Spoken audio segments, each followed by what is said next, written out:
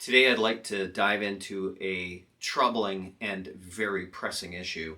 That is government debt and its implications. But I want to take a look at this through the view of the lens of Austrian economics. Austrian economics is a sound money principled laissez-faire approach to government policy, economic policy, and central bank policy. First introduced to the world through his book, The Origins of Money, Karl Menger started really eviscerating Karl Marx's Communist Manifesto, and this became a rallying cry for conservatives and more libertarian-minded, freedom-thinking people. Austrian economics is a principled approach to economics, saying that there is no possible way for the government to be able to effectively control the economy without also corollarily controlling its people. Authors such as Ludwig von Mises, F.A. Hayek, Murray Rothbard, and Hans Hermann Hoppe are highly regarded as the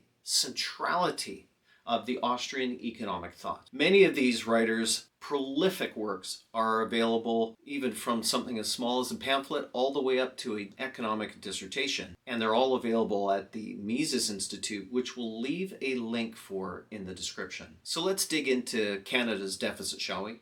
In March of 2025, Statistics Canada recorded a merchandise trade deficit of $506 million. Exports to the United States dropped by almost 7%, while exports to other countries increased by 25%.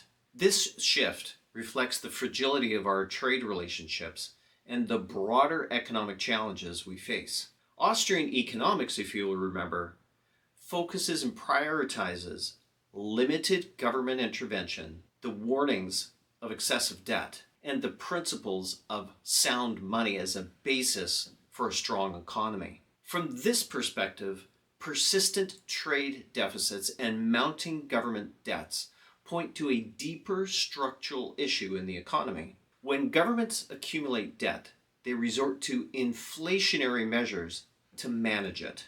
This erodes purchasing power, distorts investment decisions, and leads to an economic cycle of boom and bust. Servicing the interest of the debt diverts useful resources away from productive things, and that always hinders long-term growth. Moreover, trade deficits can exacerbate government debt. When a country imports more than it exports, it sometimes has to rely on government debt to fill the gap, leading to worse debt issues. The borrowing is completely unsustainable because it's funding consumption, not investment in productive uses. So let's talk about 4 possible policy recommendations that the government can use to address these challenges. Number 1 is fiscal responsibility. Governments should prioritize balanced budgets and prioritize reducing the unnecessary spending. The second policy is a sound money policy. Central banks should avoid inflationary policies and maintain currency stability. Number 3 is free trade agreements. Encouraging free trade can help balance out trade deficits by seeking new markets to export to.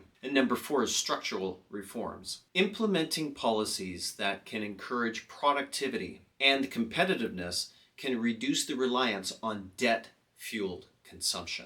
In conclusion, the Austrian critique warns us of unrestricted government debt and trade imbalances. By adhering to the policies of fiscal discipline and sound money principles, we can pave the way for sustainable growth and prosperity. Thank you for watching, and if you found this video to be helpful in your economic education in any way, hit like, subscribe, and hit that notification bell to make sure that you're keeping up to date with our latest video releases.